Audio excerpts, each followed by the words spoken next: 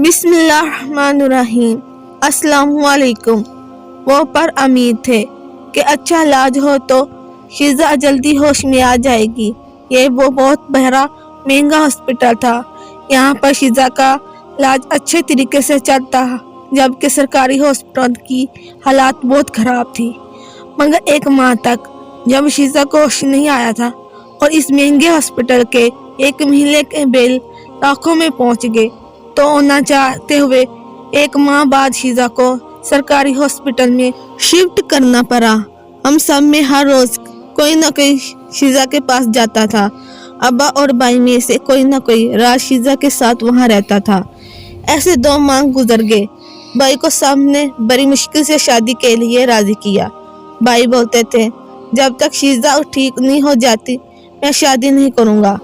अब्बा ने भाई को समझाया कि शीज़ा को होश आने में न जाने कितना वक्त लगे।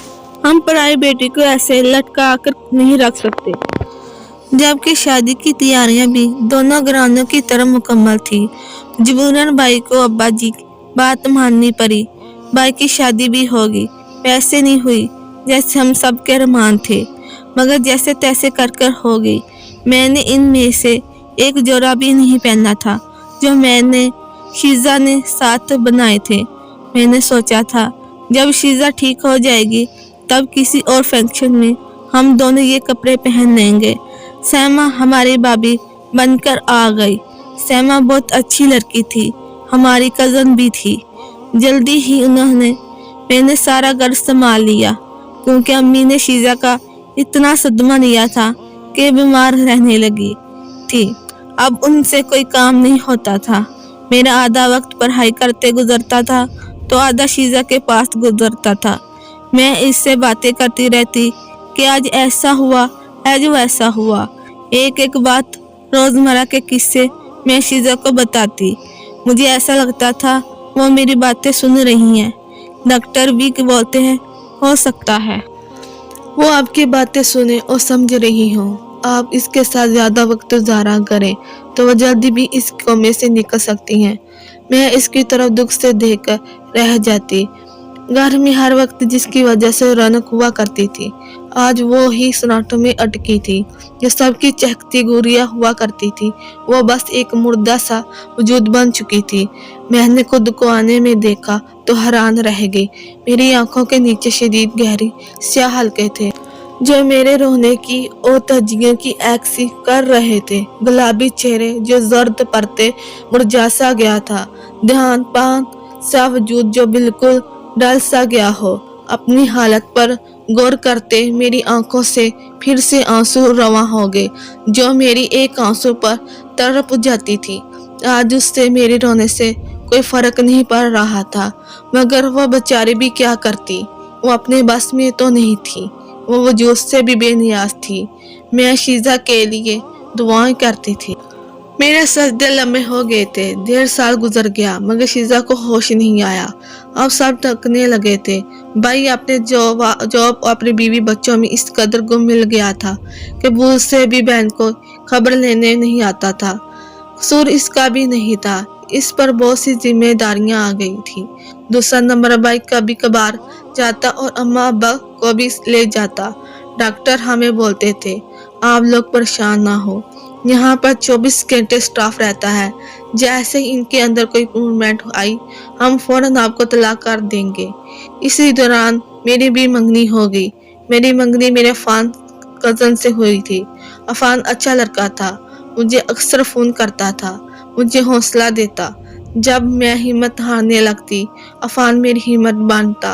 अफान से अपने दुख, अपनी परेशानियां कहकर मैं कुछ देर हल्की फुल्की हो जाती थी। अफान की सूरत में मुझे एक कोई दोस्त मिला था, वरना जब से शीज़ा इस हाल को पहुंची थी मैंने किसी से भी अपनी दिल की बात शेयर करनी छोड़ दी थी। एक वही तो सुनती थी मेरी सारी बातें और मैं इसकी सारी बातें सुनती थी। मेरी आंखें बार बार भीग जाती थी। शीज़ा मुझसे बड़ी थी। इसकी इस वक्त मंगनी हो गई होती और मैं इकलौती बहन को इस हाल में देखना मेरे लिए बहुत ही तकलीफ का बायस था। मुझसे बर्दाश्त नहीं हो रहा था कि वो इस कदर तकलीफ में है। एक दिन अम्मी ने भी कहा, इससे तो अच्छा था शीजा इस हादसे में मर जाती। एक बार ही रोकर हम सब्र कर लेते। अब तो पल जिल्लत में वो खुद भी हैं और हमें भी जिल्लत में डाल रखा है। न जाने कैसे आजमाइश है कि खत्म नहीं हो रही। अम्मी की बात सुनकर मेरा दिल डल गया। मैं तो ऐसी बात सोच भी नहीं सकती थी। शीजा मर जाती तो किंजा भी इसके साथ ही मर जाती। मगर सच कहते हैं, कोई किसी के लिए नहीं करता। जिंदगी में मसरूफियत बहुत बढ़ गई थी। अब्बा बहुत बीमार रहने लगे। मैं हर वक्त इसकी तमादारियों में लगी रहती थी। अम्मी की भी ऐसी हालत नहीं थी कि अब्बा के काम करती। दूसरे भाई की भी शादी हो चुकी थी। दोनों भाभियां घर संभालती, बच्ची की देखभाल करती और माँ बाप की खिदमत तो औलाद पर ही फर्ज है। अब मैं रोज शीजा के पास नहीं जा पाती थी। मसरूफियत बढ़ गई थी। इस हादसे के 2 साल गुजर गए। जब एक दिन हॉस्पिटल से कॉल आया, मैं खुश हो गई। मुझे ऐसा लगा कि शीजा को होश आ गया है। मगर फोन पर इन्होंने कुछ नहीं बताया और हम सबको हॉस्पिटल आने को कहा।